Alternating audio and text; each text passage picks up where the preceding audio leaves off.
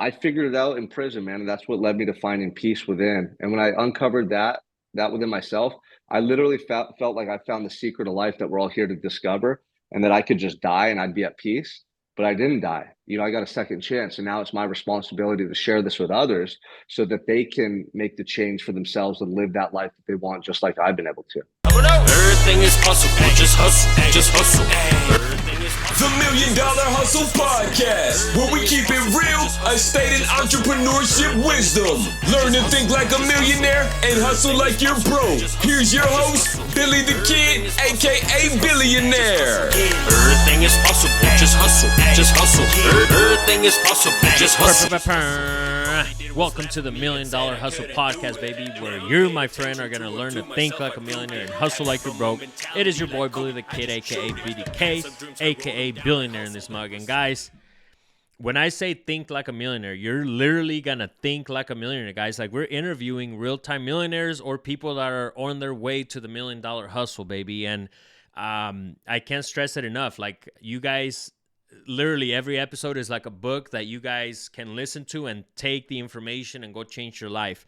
That's what we're doing. I can't wait to tell you guys who my the person that I have as a guest today is, man. But before we get into that, make sure you guys grab a copy of The Power of Being Uncomfortable. It is out everywhere. Books are sold on Amazon. BillyTheKid.com if you want to get an autographed copy. And it's also on Audible, so you could go to the Audible app and download the audio version. I've been getting so much great feedback from people on the audio version. I think some people forget that, like, once you read a book, also listen to the audio. And this one, I went a little different, and all the feedback I've gotten, I think it paid off. Everybody saw the difference. Me being an artist, I had to do something a little different with the audio version. So if you haven't yet, check it out. The Power of Being Uncomfortable on audio as well. But overall, if you're interested in the Get Uncomfortable Mastermind, guys, please hit us up at info@billythekid.com with your story. And guys, if every single person in the mastermind has leveled up, their life has changed completely in different areas in life. And at the end, guys, if you're not ready to take your life to the next level, then don't hit me up for that. But if you are ready, this mastermind is for you. The Get Uncomfortable Mastermind. It's like a family thing. We meet every Thursday through Zoom, so you don't even have to leave the house. And you get access to a private Facebook group that is, and I'm trying to keep this small, just FYI. So if you feel like you fit and you're ready to level up, hit me up, info@BillyTheKid. Also, one-on-one coaching.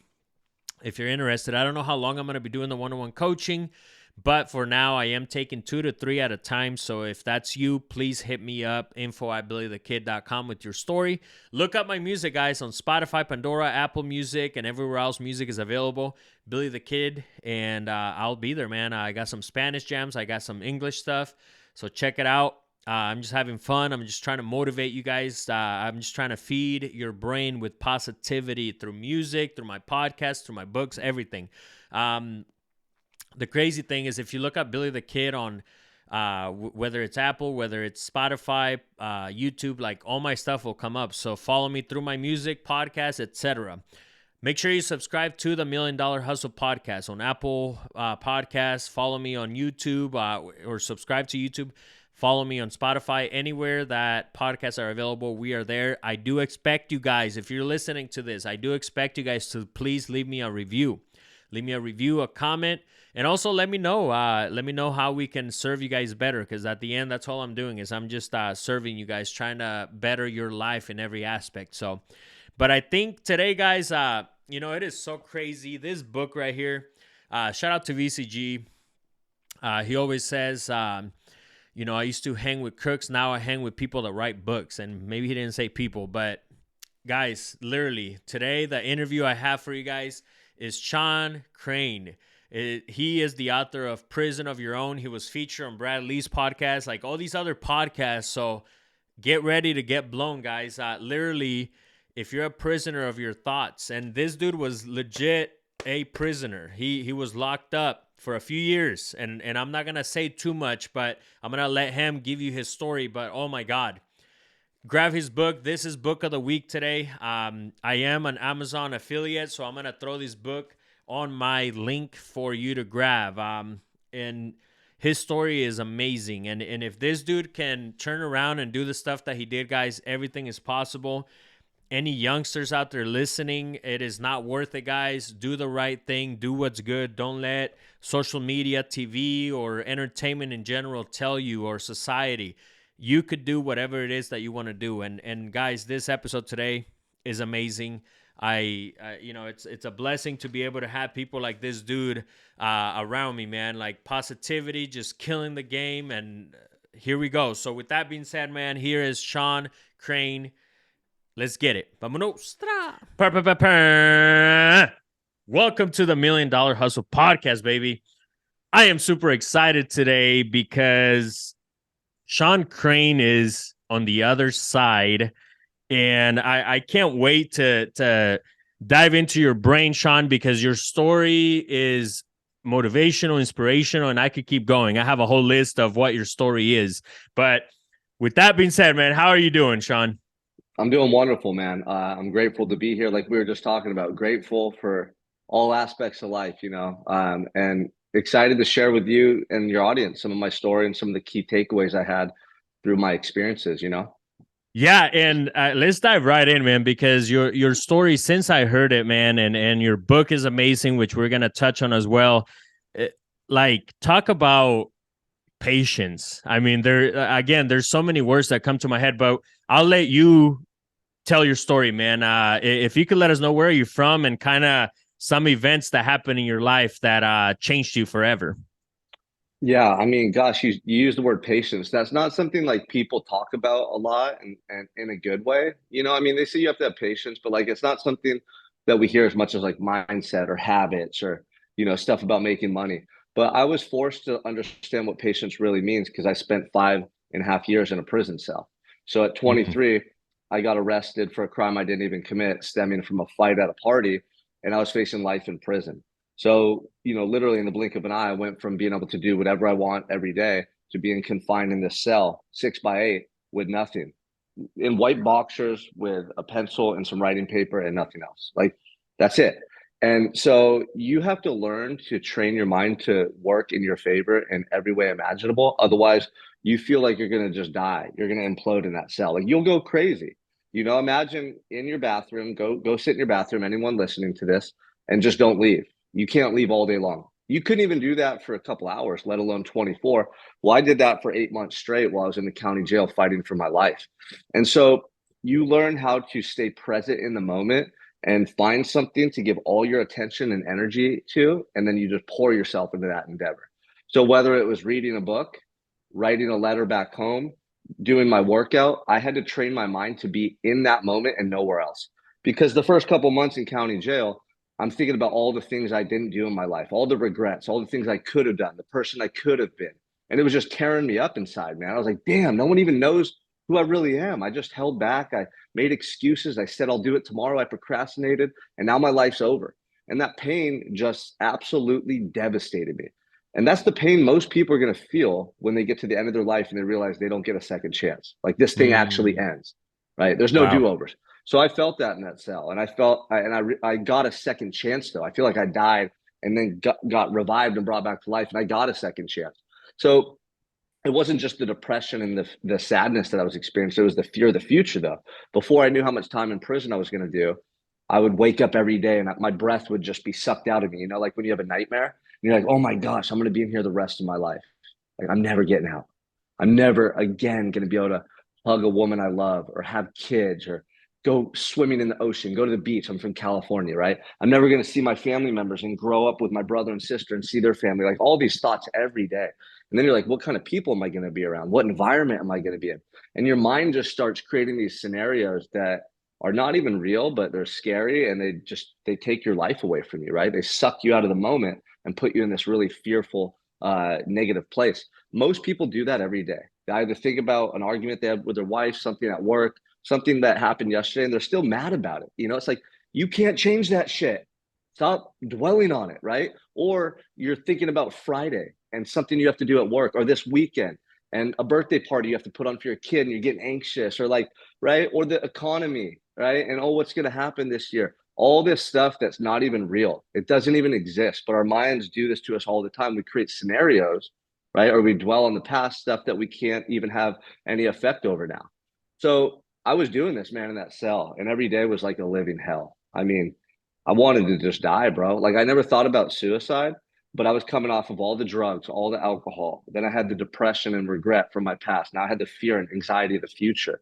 And I just had to find a way to be present in the moment, to block out that noise and to tap into some inner strength I never knew I possessed. And that's what I started doing, man. You get really good when you're in that setting to not focus on tomorrow, not think about yesterday, what's in front of me, and then how can I do this to the best of my ability.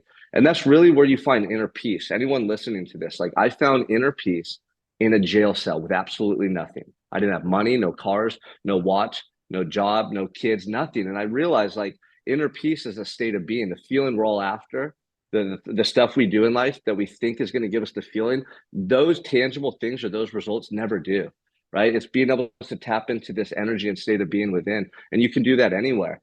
And the best way that you do that is get yourself fully present in the moment in what you're doing and pour yourself into that endeavor. Do it to the best of your ability. And if you can go a whole day doing this, I promise you, you're going to feel so damn good at the end of the day. You're going to have less stress. You're going to feel proud of who you are and how you showed up that day. And you'll start to cultivate that feeling within. But man, patience, right? Like Ed Milet uses a term called blissfully dissatisfied. And what it talks about is like being patient and achieving your goals in life. But not patience doesn't mean you kick back on the couch and just say, oh, it's going to happen. It's going to happen. I'm manifesting it, right? Abundance, abundance. Like people do that all the time, but you see their daily actions and you're like, bro, you're not even doing anything, right? So like patience means you know that it takes time to accumulate greatness and success in life, but you're willing to do whatever it takes every day to move towards those outcomes. Wow. Whew. Talk about fire right there, man. I got a lot of questions for you, Sean. And the first one, because you mentioned reading while you were in there, man. And what is one book? And this is Book of the Week, by the way. We have a segment called Book of the Week. What is one book, whether it was years ago, recently, that you read that changed your life forever? Wow, I love that, man. I mean, everyone always talks about Napoleon Hill, Think and Grow Rich. And that was the first book that really changed my life because I had already been incarcerated for about 2 or 3 years. And I was reading every book I could get my hands on. I was reading a lot of textbooks, doing schoolwork because they had a college correspondence program in prison. But then I was getting any self-help related book I could get sent in and just I read them all. And I remember about 3 years into my sentence, I was really going through this massive internal transformation and just having all these realizations about myself and my life. And I read Napoleon Hill's book, Think and Grow Rich. And I felt like he took the words out of my mind and put them onto paper. And I had never read a book that resonated with me so profoundly, man. And everybody can relate to that book because he had the ability to articulate a feeling, an energy, an existence that we all possess within. It's a feeling, man. Everyone knows they want more. And I get chills right now as I'm explaining this. Everyone has a feeling inside of them that they know they want more. They're capable of more. It's something that we're born with that's compelling us to take action. And we all have visions that are slightly different and attributes and things about us that are unique and different for a reason, right? But most people never pursue that calling in their heart because doubt and fear starts to corrupt them and hold them back. And that leads me to the second book that changed my life was Napoleon Hill's book, Outwitting the Devil. Now, I heard about that book before, bro, and I had it and I hadn't read it for a couple months. And check this out, man. In October, my daughter got really sick and she got complicated pneumonia and her lung collapsed and she almost died. And we were in the hospital for 2 weeks. And it was the most painful experience of my life. Like it made prison look like nothing. Because here's my baby girl, my angel, Scarlett Jean Crane. She's 3 years old and she's suffering in there, man. And there was nothing I can do. And man, it just showed me so much about life. And honestly, the main takeaway I had was fuck the money, fuck the success, fuck all the things society tells us we need. None of that matters when you're dying or someone you love is dying. Like spend the time with them. Tell them you love them. Take the day off of work. Like go surprise them. Like go above and beyond for your people. Because at the end of the day, you want to have success and we want to crush it, bro. I'm driven. But I would never trade any of my success for another moment with my daughter, right? Like when she was in the hospital, I would have given up everything that I ever wanted and talked about just to have a day with her, you know? And so she made a full recovery though, bro. And once we found out she was okay and it was just going to be a slow recovery, I was in the hospital all day with her. And I looked in my backpack and I had that book, Outwitting the Devil. And I started reading it. And I was like, damn, again, it was all about the timing of the book I was reading, right? First, Think and Grow Rich spoke to my spirit. Then Outwitting the Devil, it really illustrated what I just described to you, the conditioning that we go through when we're born, from our parents, from our teachers, from doctors, from lawyers, from everybody, right? They're all conditioned too. And they don't realize that we all have that part of us that wants to be great, that wants to achieve at the highest level, those crazy visions and dreams we possess. But we start developing fear and insecurities, right? We get conditioned to think that we have to hold back, that we should worry about what people say, that we can't achieve at a high level. It's not good to talk about being a billionaire, right? Or doing these big, massive things because, oh, who are you to say that? So, man, that book was profound. Those two are just absolutely Wow. amazing. You, bro, you're in great company, bro, and I like you more now. I mean those two books, bro, and you mentioned something so crazy that like I related to so much, man. You said it was at the perfect timing, and I truly believe it was the same for me. Like when I listened to those books, bro, it was literally at the perfect timing when I needed that message. So that like I'm getting chills, man, because it's so true. Yo, we'll be right back to this great episode of the $1 Million Hustle Podcast. Before we continue, I want you to go grab a copy of my book, The Power of Being Uncomfortable. It is out on Amazon. It is out on Barnes & Noble, Walmart.com, Target.com, and everywhere else books are available. The great news, guys, is you could go to BillyTheKid.com and grab an autographed copy. That is right. I'm going to mail you an autographed copy right now. Audiobook is also available on Audible and everywhere else audiobooks are available. So go listen to it. Go grab yourself an autographed copy, and I'll see you on the other side, baby. And now back to this great episode of the $1 Million Hustle Podcast. I wanted to ask you this, Sean, because you made some huge points when you mentioned being in prison, and people bitch every day, all day, and it's always about the dumbest shit. And your story, and first of all, I have two questions. The first one is, do you have moments where you have to remind yourself, hey, this is not a big deal? And how do you cope with that for anybody listening? Because we're human, we go through shit, right? What are some strategies that you could share with us? Some stuff that you do on the daily when you do have those funky days. How does Sean get out of that funk? Yeah, absolutely. I mean, we all go through that. Just because of my life experience doesn't mean I'm impervious to challenges now in the present. So, of course, I do have that life experience to draw from. Like, if I find myself in an irritable mood or thinking negatively, I'll be like, man, this is your second chance. Like, I have self-talk that I go into, right? Like, I'll tell myself, second chance, you dreamed of this life, you prayed for this life. Like, I'll be talking to myself that way while I'm just sitting there on the couch or driving or whatever I'm doing. So it's my self-talk. And then obviously, like, that experience with my daughter in the hospital, I think about that. And I think about how different my life could be right now if she wasn't here. So those things help me to check myself. But also, I think when we're in that type of mood or that energy is taking place within us, we have to expel it, and we have to take some action to elevate our internal state. So whether it's a quick workout, you could even just drop down and do like 10 sets of 10 push-ups for 15 minutes, right? Reading, writing, or speaking out loud about what you're feeling. You have to dissipate that energy somehow, some way. So workout, journal, and write about how you're feeling. Reading helps too, because it calms your mind down. When you read, it actually engages your parasympathetic nervous system, which is the opposite of the fight or flight response. So when you're in high stress, your mind's racing, you're dwelling on all this shit, you have high blood pressure, your nervous system is engaged, right? So you have to calm it down. So reading does that for me. Like, if I could sit there and read for 10 minutes and get fixated on what I'm reading, I'll just totally offset or reset my energy. So those things, it's important to have like actionable steps and things that you could take when you're feeling that way. Because what most people do is nothing. And they try to think their way out of that negative mindset, but all they do is exacerbate it because you're focusing on it.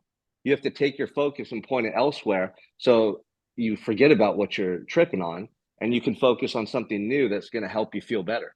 So go work out, go take a walk, go talk to someone about how you're feeling, or talk to them about their life. Do something different. If you try to think your way out of that negative mindset, you're only going to make it worse. Wow. And you mentioned depression in there too earlier, Sean. Can you do like just a quick, like, what are some steps? And because depression, the sad thing is our country is pretty high up there with depression and medicine, right? And all that. I truly believe that we do that to ourselves, and I could get backslash, but I don't care because I truly believe it is a mindset. I was depressed, and when they offered me medicine, I said no, and I knew what time it was. I knew it was time to get up and do something about it, right? Like I had a car accident where two of my friends passed away while we were out touring with music in Texas, and that's a life-changing experience for me. And it made me wake up. It made me realize, hey, you need to do something. You survive for a reason. And I truly believe that you also share that with your story because it just shows. And depression is part of that process. So how can somebody cope with depression? Somebody that's listening that is going through something right now. Yeah, I mean, look, a lot of people go through some really serious shit, and I'm not saying that you can't be sad or upset about it, but the average person that suffers from depression, 90% of people who say they're depressed, it's a symptom of a deeper rooted problem, right? Look at your lifestyle. Look at what you're doing. Are you proud of who you are and how you're living? Well, if not, that's a problem. And I'd be sad about my life too. I've gone through bouts of depression. When I got out of the hospital with my daughter, I was like in these weird low energy moments. Like you would think I'd be nothing but elated and happy, but it was such an emotional roller coaster that I felt like depressed. And I felt, low energy, but I did something about it. I got back into my routines. I'd get up early every day and go run or go work out. I started pouring into my personal development, just like I did when I was in prison. And man, when I was in prison, talk about depression, like your life's over and you're stuck in a cell and all you have to do every day is think about, did I lose you? Nope, I'm here. Oh, my thing was off. So all you have to do every day is think about how your life's over and how you just fucked it off. Like, can you imagine what that would be like? I had to start taking action every day that made me feel proud of who I was. And I accepted the past. It took me a while to do that, but I did. And the way that I was able to accept the past is pouring into the present moment. So every day I was working out like a beast. And I got to the point where I could do 1,000 push-ups in under an hour. I was looking up words in my pocket dictionary and feeling my mind come alive. And I felt my intelligence like increasing, my memory, my speed of thought. Then I would use those words and letters back home. And I started talking to people on the phone differently. I was more articulate. I was more confident in my speech and just how I presented myself. And in a very short period of time, I felt a shift take place energetically, spiritually, in who I was and who I believed I could be. That is what is going to pull you out of the depression. It's you have to do things every day that change the way you think and feel about yourself. If you're just sitting there taking a pill, doing the same shit, working a job you hate, hanging around the same friends, like same stuff every day, and you think that pill is going to change you, it's not. It's your daily actions. Your subconscious mind knows who you are. So if you start doing things every day to take care of your mind and body, eat right, put good food, hydrate in your system, work out daily, get your blood flowing, work on your cardio, work on your strength, set goals, achievable goals, start crushing those goals, do little competitions like a 5K or something to do with your work or something on social media, like whatever it is, you got to get out of that stuck point. You got to force growth. So I'll never accept defeat, bro. Here's the thing. Like your homeboys died, your friends, right? Like how devastating is that? You could have taken that two ways. Right now you could be drunk and high and probably about to die soon, right? Or you're here doing something positive for the world, sharing your message. Same with me. Like I made a choice when I was incarcerated that I wasn't going to go out that way. And you have to make a choice, and it's not easy. It's painful. I saw so much horrific shit in prison and before.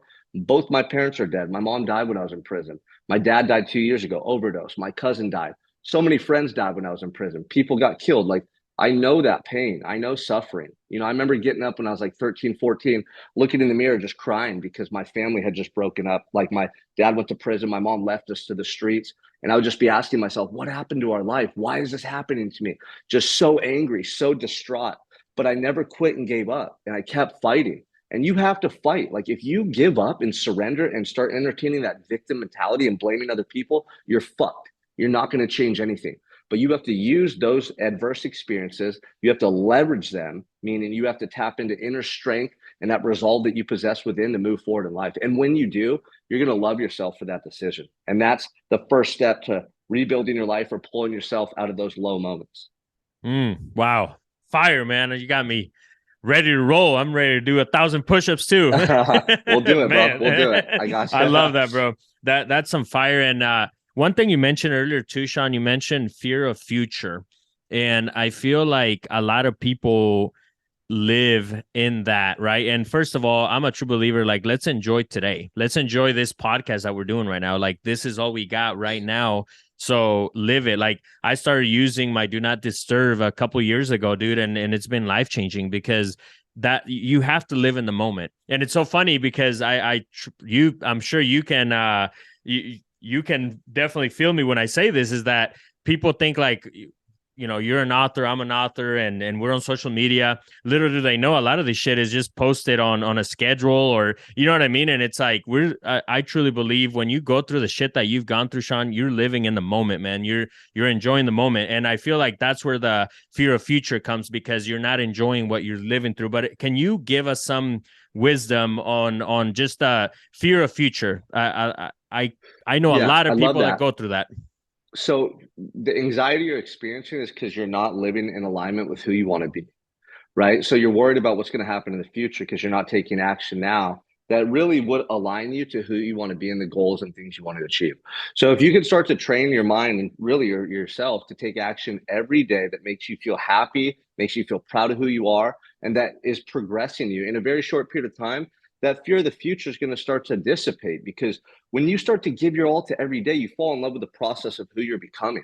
And man, I stumbled upon this realization when I was incarcerated, man. Like, I started going to bed every night feeling immensely proud of who I was. And I'm talking about like self-love, bro. Like, I heard that term before prison and I would clown on guys who said that. Like, self-love, what the fuck is this guy talking about? Like, what does that even mean, right? I didn't get it because I wasn't doing things that I was truly proud of.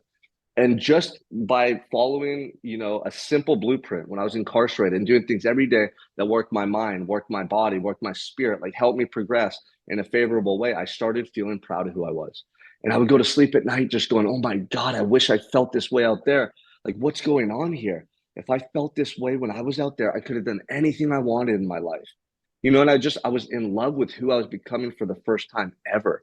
And so if you're somebody that's stressed out about the future, like, what are you missing today that you could be doing to make you feel proud of who you are? I strive every day to create and achieve what I call a 10 out of 10 day. And this is what I coach my guys on. What does a 10 out of 10 day look like for you from the moment you open your eyes till the moment you go to sleep? It doesn't mean today you're making $1 million, you're achieving all your life goals in one day, you hit the lotto. No, with what's in front of you, your roles and responsibilities at work, as a parent, as a husband or wife, whatever you're doing, what do you need to do to have a 10 out of 10 day?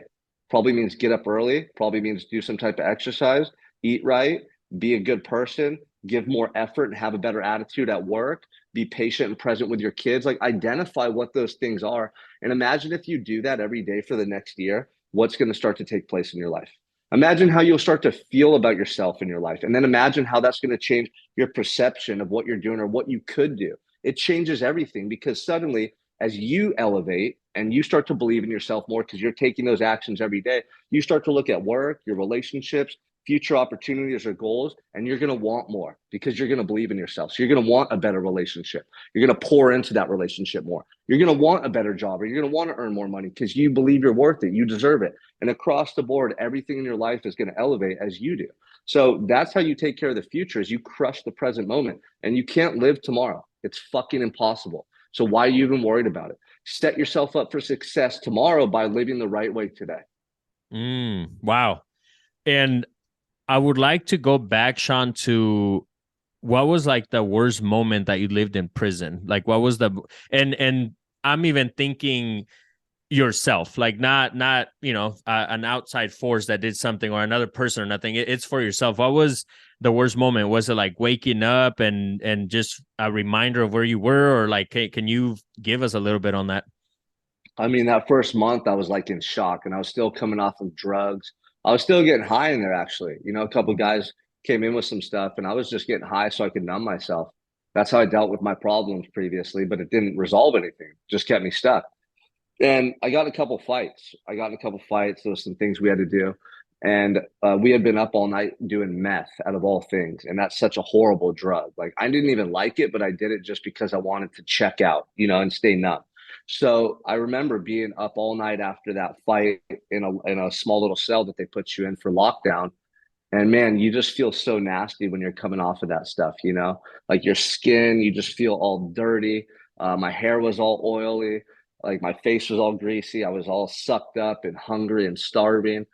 And I remember just sitting there, and there was like this mirror on the other door across from me in the hall. They have this little slit, you know, you can kind of see your reflection. And I was just looking at that mirror thinking, what are you doing, man? Like you're looking at life in prison and you just got in two fights. They're probably going to pick up a charge on you for the second one. And like, what are you doing? This isn't who you are. It was my rock bottom, man. I was so devastated. And obviously coming off the drugs just made the emotional effect of it that much worse and hard to deal with. But it was my rock bottom. You know, I was so sad and so depressed.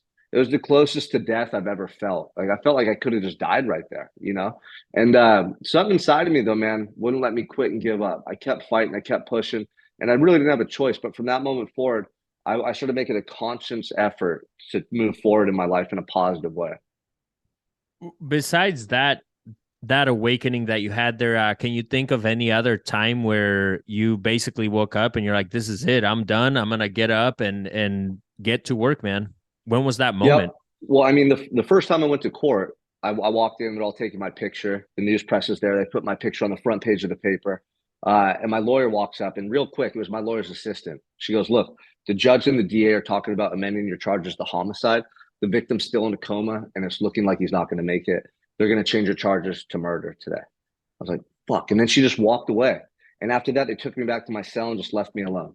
Like, can you Wow. imagine that? Right. So I was just going through all these internal, like breakthroughs, having these internal breakthroughs, having these epiphanies about my life in the subsequent weeks. And I went back to court, man. And like, there was this one day I was just sitting there, I was all shackled up.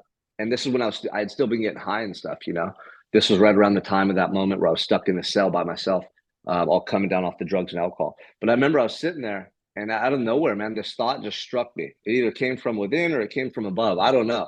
But it was like, it was, you never have to use drugs or alcohol again. Like, you don't have to. I thought I had to, bro. Like, that's I identified with being, you know, a wild dude who was kind of reckless, who chased girls, who was fun to be around, but who always got high and was always partying. Like, that's who my identity had been at that time. And I remember when that thought just came to me, I was like, wow, it just radiated through my body. And from then, I made a decision, like a commitment to the core of my being, that I was never going to touch drugs or alcohol ever again. And I never have. That was over 10 years ago. I've been clean and sober ever since. So that was a massive epiphany for me, because those things started to shift my identity, you know. And then later on, not that long after that, I remember sitting in my cell one day, and I would just get up and I look around and I go, what can I do to better myself today? This is when my journey really started. Like, what can I do with what I have to better myself today? And for anyone listening, like, you can be in any set of circumstances and be miserable or flourish. It's a choice. It's a state of mind. And it starts off with the way you're thinking about yourself and your life and the questions you entertain. So if I woke up every day and thought to myself, I'm in this fucking cell, there's nothing I can do, I'm just screwed, there's nothing I can do to better myself, what am I going to do? Right? I would have been miserable. But I changed the way I was talking to myself. I started asking myself questions that would lead to different outcomes. How can I better myself today? What can I do to feel accomplished? What can I do to just get 1% better? You know, and that's really the only way you change, is moment to moment, day by day. Most people overlook that, and they want to skip like step 1, 2, 3, 4, 5 and get to the end. Like, you got to Mm. master each step, each level. And it's a moment to moment, day to day thing.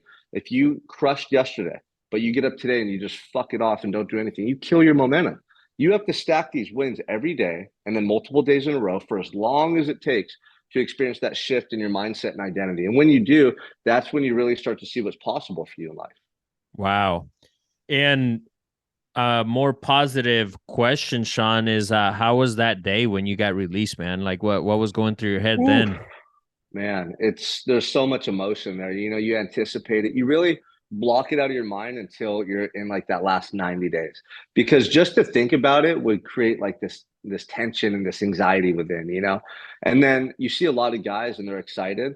Then about the week before they get home, they have this look on their face where you could tell they're stressed and they're worrying. Their mind's just going a million miles per hour.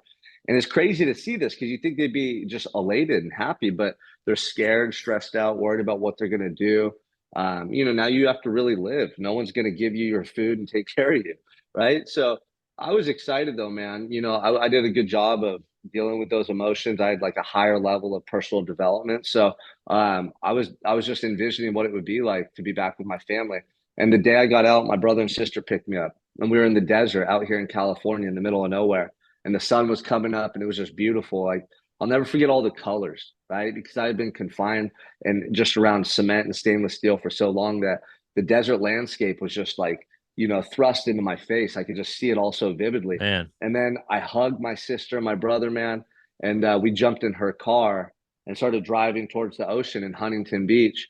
And I just stood up out of her sunroof for like 30 minutes with my hand in the air and the wind just going in my face, just yelling, bro. Like literally just yelling for as long as I could, just letting all that emotion out, all that energy. Like I did it. I'm back. I mean, I fought every day to get back. I was looking at life, and I was there for something I didn't even do. I had to like take it on the chin, bro, and just suck it up and do whatever it took to overcome that experience. And so then getting out was like, fuck, man, I did it. I knew I could. I didn't waste a day in there. I got 4 college degrees. I went to every self-help group. I massively improved my intellect, my habits, my discipline, who I was as a person. I helped other guys. I mentored other inmates. Like I maximized that time in there. I didn't just get through it. Like I thrived in that environment. And I was so proud of that.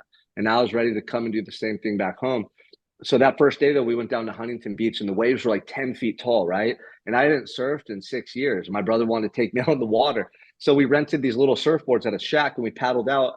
And my first wave, I remember I caught it, and it was this huge wave, and I just dropped in, and I felt that surge of energy from the ocean coming through my body. And I rode that wave all the way down the beach. I couldn't believe I didn't just eat shit. You know what I mean? But I surfed that wave. My brother got pushed way down the beach. We lost him for a while because the waves were so big. But then just being back with my siblings that first day, man, it was beautiful, like reconnected. Man, and I couldn't help but think, Sean, the question that I want to ask you is, how much did your mindset have to do with you being free again? I mean, everything. I was free about 6 months into my sentence. I found freedom. Freedom's a state of mind. It's a state of being. Wow. You could be free anywhere, right? Because I was no longer a prisoner of my thoughts. It's your thoughts that Mm, keep you prisoner, create freedom, right? So many people have things they want to do, but the doubt, the fear, the insecurity, they talk themselves out of it. They're literally prisoners trapped in their own mind. That's why the title of my wow. book is Prison of Your Own. That's why I wrote it, because when I came home, I saw old friends, family members, and people that I knew who were stuck or worse off than before. And I started seeing how people who once I looked up to had settled and held back. And I realized most people are living trapped in an internal prison. They don't even realize they're the ones who have created it. Wow. So I figured it out in prison, man. And that's what led me to finding peace within. And when I uncovered that within myself, I literally felt like I found the secret of life that we're all here to discover, and that I could just die and I'd be at peace. But I didn't die. I got a second chance. And now it's my responsibility to share this with others so that they can make the change for themselves and live that life that they want, just like I've been able to. And you mentioned people had settled, man. When you came out, it was still the same shit over and over. They were in the same like trap, right? How important is it, Sean, to surround yourself with good people, and how did you do it? Because I know it's tough to let go of people that you truly care for, but at the end, I always use like basically they're a tie, right? Just holding you back, or a rubber band, right? Like you're trying to go up, but they're just keep pulling you back down like a rubber band.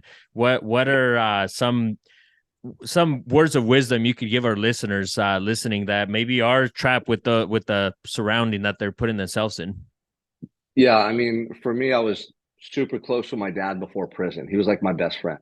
We would get high together, we'd drink together, we'd work together. You know what I mean? And I loved him, but it was such a dysfunctional relationship. I couldn't even be my own person because I was so dependent on taking care. We were dependent on each other, right? I would take care of him. I'd like, get comfort from being around him. He was my dad. But when I went to prison, I had the opportunity to distance myself from people and really discover who I was and be myself for the first time in my life. And I loved it. I'm like, I'm never going back to that old way of living. And then in prison, there wasn't a lot of positive people to be around. I had to be very mentally strong and determined to stay focused every day. I mean, I could count on one hand how many people I would, in those 5 years, I would want to have conversations with or be around. You know what I mean? And then like coming home, man, I distanced myself from family members who I knew were still in that lifestyle, who were still toxic. I would tell anybody listening, love them from a distance. It doesn't mean you have to cut them off entirely. You might, like, I would cut anyone off if they were toxic and holding me back. Anybody, like, doesn't matter. Anybody, I'll cut them off because I have one life and I know what being around toxic people will do to me in the long term. Like for 10 years, I was around my dad who just we'd come back and forth from prison, come back into our lives, create havoc, get the cops called, have our house raided, seeing my mom fucking overdosing, like all this stuff, man. I've done it too much. I'm not going to do it anymore. And you get to that point where you can love people from a distance, but you have to set those boundaries. Like, look, I love you. I care about you. I want the best for you, but I'm not going to be here to do it for you. I can't.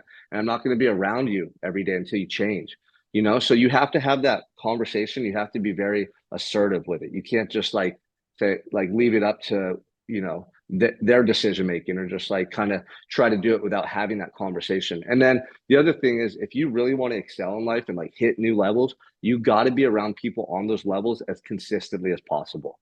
Like proximity is power. For me, I'm always looking to be around guys who are further ahead than me on the journey, who have more success in the industry I'm in, who have more knowledge, who have more experience. Like my mentors are 10 and 20 years older than me, because they've been where I'm at. They can like basically read my mind. They know what I'm going through. They can relate to me, and they can see my next move before I can even see it. And I trust their judgment. Like if they're, if there's guys who are achieving at a massive level, I trust and believe in them. So if you're listening and you don't have mentors or people, like a group of people that you're around consistently that are inspiring you to be better and holding you accountable to that level, you're doing yourself a disservice. And you need to be around people like that if you really want to achieve at a higher level. I couldn't help but think this question, Sean, for anybody that's young listening, that are going through drugs, that are going through alcohol right now, and maybe they don't have a positive figure, right? Like I never had a positive figure. I don't even know who my dad, or I know who my dad is, but I never met my dad, for example. There's so many cases out there, and that's kind of like my agenda nowadays is I want to help those kids that feel lost. But what are some, because the sad thing is that most kids nowadays think that doing the bad shit is actually positive. And because whether it's social media, whether it's the music, the entertainment that they're watching, what are some words of wisdom you would give those kids right now? This is such a tough one, man, because like sometimes people have to go through the hardships to learn the lesson. And it's so Wow. difficult to see people you love having to endure that. Like my son's 12 and he's starting to get influenced by other kids at school. And I could tell in his behavior that he's going to make some mistakes, that he's going to do some things that get him in trouble, right? I went through so much shit like that when I was younger. No one could tell me anything. I had uncles, people who loved me, teachers. I couldn't hear it. I had to figure it out for myself. And that's the hardest thing that you have to accept as a parent or someone who cares about younger people. And what I'd say is, if you have a loved one or someone you care about, or if you're just a young person listening, like don't ever lose faith or hope on that person in your heart that you really want to be. Like when I was getting high and partying, I knew deep down inside that that wasn't the way I wanted to be forever. I still wanted to fit in with my friends and I thought it was cool to do stupid shit, but deep down inside, I knew like I was better than that, man. And just don't ever let that person die within you, because there's going to come a time where you can revive that individual and become that person. But don't wait too long, because the habits you form now and the company that you keep, like it doesn't just magically change. You're going to have to make a decision one day that you want more, and you're going to have to cut those people out. You're going to have to start, seeking different friends and social groups. You're going to have to get sober, make the changes, right? So for my son who's 12, I just consistently tell him I love him. I talk to him about my mistakes. I talk to him about what kind of man he wants to be. And like the choices you make now are either going to help you become that person that you look up to, like that you want to be like, or you're going to end up becoming someone that's basically a loser in life, someone that's struggling, someone that's going to, not be able to take care of their family, someone that could get in trouble with law enforcement, someone that's making life more difficult on themselves. So, I mean, man, if you're 20, 21 and you can get sober now and learn some skills, like the internet and the digital age right now, you can make millions of dollars and have freedom to travel and literally do whatever you want. I know guys in their early 20s who are making $500,000 to $1 million a year just selling stuff online in sales. Like the potential is there, but you got to get around the right people to see what's possible, right? Otherwise, you're going to be in that environment seeing what you've been seeing, and that's what is going to be your reality, and that's all you're going to know. We'll be right Before back. we continue, Go subscribe to Billy the Kid YouTube. then it's Billy, DHAKID. Also, go follow Billy the Kid Music on Spotify, Pandora, Apple Music, and everywhere else Music is available. And now, back to this great episode. Let's go. Hopping out the two, though, we're number 2, foe. Feel like Kobe, though I'm winning, need to do more. Mama sorry, college wasn't for me. Street smart, no degree, just like Kobe. Self-made boss with a suit like a mogul. I'm the new era, you see it on my logo. What does the American dream mean to you, Sean? And it's, your whole story is that, right? But, and also just / what is freedom to you?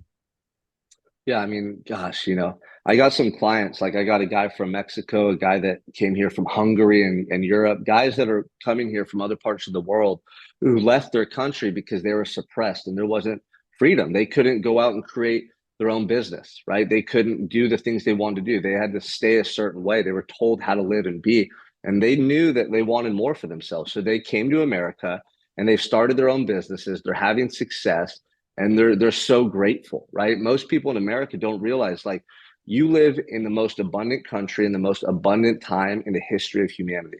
Stop fucking complaining and do something that you're proud of.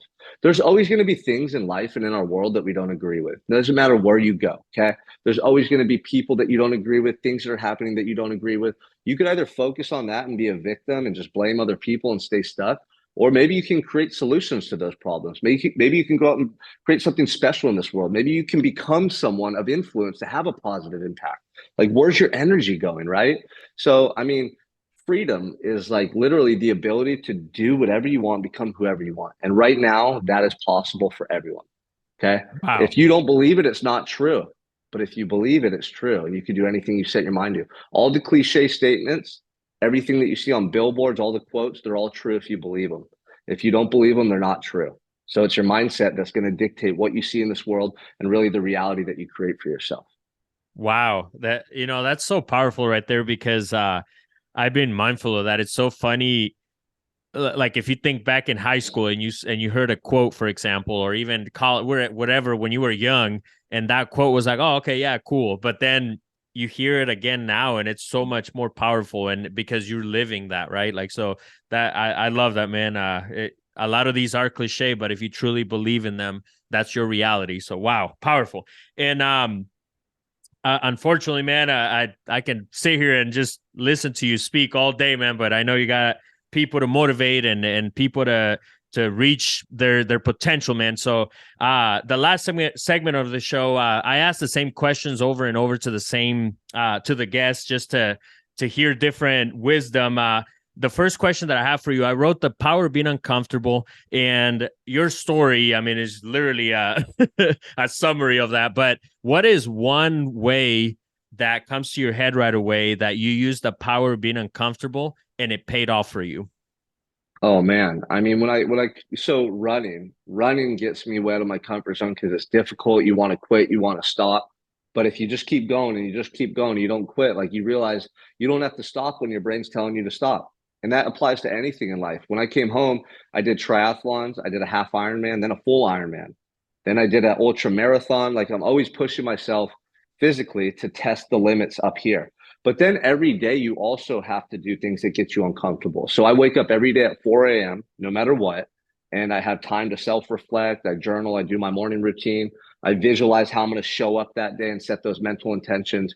And then I go to the gym and crush a workout. Right. And then the third thing I do every day is I track my food. I track what I'm eating because I'm disciplined with my nutrition. I don't abuse food like most people. Most people abuse food and they wonder why they're overweight. They have low energy. They're just lacking that drive and ambition in life. Well, the food that you're eating is affecting the neurotransmitters that your brain creates. Like, your gut and your mind are connected. So the food you put in your body has a direct correlation to how happy you are, how motivated you are, all the things that you want to be. The food that you put in your body either makes you possible or likely to become that person, or it restricts you. So what I teach guys that sign up for my Unstoppable Mindset program, right out the gate, pick an early wake up time that's uncomfortable, that you don't want to commit to. Because when you do, you're choosing to get up out of deep sleep where you're comfortable and pursue a vision of who you want to be. What you're sending your brain, a subconscious message that your goals and your vision and who you want to be is more important than sleep in that moment. That's how you Mm. start to form discipline that'll change your life. Then you work out, you stoke that internal fire, you elevate your internal state because now you have more energy. You feel proud of yourself for pushing through two things that were difficult. And then you go into your day on fire. And when you do that and you can maintain consistently over time, you experience massive amounts of personal development and growth. Wow. Fire, man. I'm telling you, you listen to this and you apply all this, you're literally going to change your life, guys. And the next question that I have for you, Sean, is if you were to look back at your younger self and give yourself a piece of advice, what would that wisdom advice be for yourself? Damn, dude. Like, that's such a good one. I go back and forth on this because I really feel like I had to go through what I went through to learn the lessons. I would just tell him, like, you know, it's going to be okay, man. Like, keep fighting. Don't quit and give up on that person you want to be. Right now, you're struggling, but you can face fears. You can, like, prove that insecurity wrong. You're capable. Like, you got to find out. It's never going to go away. You have to prove it wrong through your action. Wow. Amazing. And then if there were, so the $1 Million Hustle, Sean, is basically how can you get to that level, right? Like, how can you make your $1 million? And for some people, it could be the first 50,000, it could be the first 100,000, like whatever level. But and you know what? Even above that, right? Like, if you're a billionaire, how can you make your next million in a day or whatever the crazy idea is? But I truly believe that it comes from things that you do on the daily, right? Habits. And so, what are 3 things that you would recommend somebody listening that if you do these 3 things, you will not fail, you will be successful? What are the 3 things from Sean? So read books or listen to podcasts that are relevant to your industry or things that you want to learn. Observe people on social media or hire mentors who have the success that you want. And then, lastly, you need to, like, develop, like, daily non-negotiable routines that you stick to that are going to help you grow both personally and professionally. So, like I told you, the wake up time, the workout, and the nutrition, that's it right there. And read 10 pages out of a book a day. Then what are you doing on social media? Like, social media allows you to reach unlimited amount of people all throughout the world. So don't go on TikTok and fucking just look at reels. Don't go on Instagram, just look at reels. Like, go there to observe, not to consume. Go there to create, not to just consume. Like, if you're observing people who have more success than you, and then you're putting out good content, you're putting out the good message, like, it's going to come back to you in time. But those things right there, man, like, you start doing that now, and it's so powerful. Here's a guy who got out of prison with $200 in his pocket. Okay, nothing, right? I got a job at a gym. I left that gym and started my own business as a fitness coach. Started making a little more money, 4K a month. I started out with 2K a month in the gym, then 4K running my own business. Then I got it to like 8K. All I wanted to do was make 10K, bro. And then COVID shut the gyms down. So I had to pivot and transition online. I started telling my fucking story and being open and authentic online and just connecting and resonating with people who needed help. And my personal development program started taking off.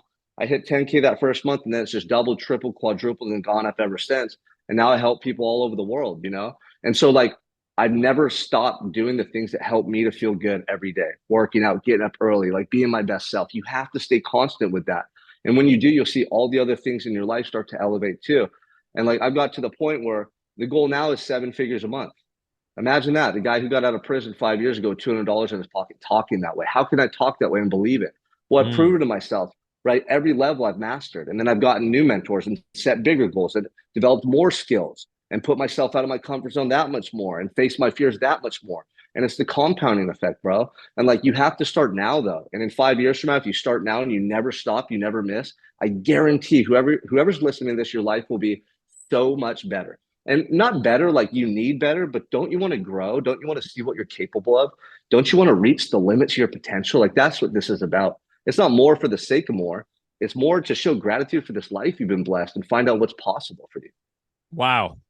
Prison of Your Own, out now, guys. Go grab a copy. Where can people find you, Sean?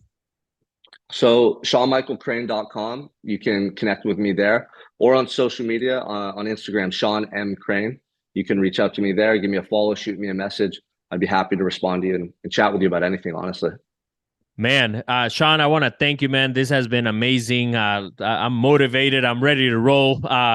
And those of you who are listening, if wherever it is that you're listening, leave us a review of the show. Literally, my goal is for each episode to be a book that you can listen to and change your life. And I think we have definitely delivered, Sean. This was amazing, man. And make sure you guys shoot us a review, drop some comments. Also tag Sean, tag me with a screenshot of wherever it is that you're listening, whether it's YouTube or Apple Podcasts, anywhere. But until next time, guys, vamonos. And some don't like that. They hate that they see you smile. As if I haven't been hustling, it's been a while. Gotta put in the work if you wanna shine. I want it all and I'm coming for what's mine. Some call me greedy, bitch, I call it ambition. Some call me selfish, bitch, I call it motivation. Different levels of thinking and we both right. But my mindset is on growth with the future bright. Close-minded people mad at me that I'm speaking facts. Or maybe could it be that I'm getting racks? Open your mind, gotta open it to receive. I'm always 10 toes for what I believe. Close-minded people mad at me that I'm speaking facts.